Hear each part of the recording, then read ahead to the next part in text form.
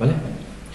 El PP de la BAI ha rechazado la moción que hemos hecho desde Esquerra Unida en relación al tema de la mesa de barrio del barrio de San Antonio. El PP ha rechazado un punto de encuentro entre las distintas asociaciones del barrio, entidades educativas, vecinos del barrio y los tres partidos políticos para dialogar, debatir y llegar a acuerdos. El PP de la BAI ha rechazado el análisis que todos y mediante consenso se hubiesen salido de las aportaciones de todos y las posibles soluciones. El PP de la BAI ha rechazado que los vecinos del barrio San Antonio puedan dar soluciones a los problemas que vean en su barrio, ya que ellos son los que mejor conocen la realidad que en su barrio tienen. Como consecuencia, el PP de la BAI ha dado la espalda a los vecinos del barrio San Antonio.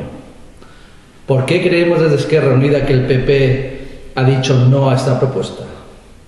Uno de los motivos principales es que no se creen la participación ciudadana.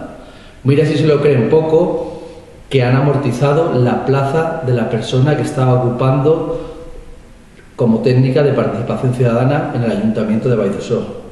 Otro motivo es que el PP le molesta y en cierta manera no entra dentro de su política y no ve útil que los ciudadanos y ciudadanas se reúnan para entre todos llegar a acuerdos y dar posibles soluciones. Otro motivo por los que el PP de la BAI ha rechazado la propuesta es porque cambia la palabra participación ciudadana por clientelismo. En definitiva, el PP de la BAI le gusta más el ven a mi despacho y entre tú y yo solucionamos el problema, le gusta más el luego en el periodo electoral recordarle que les ha hecho algún favor, le gusta más la palmadita a la espalda.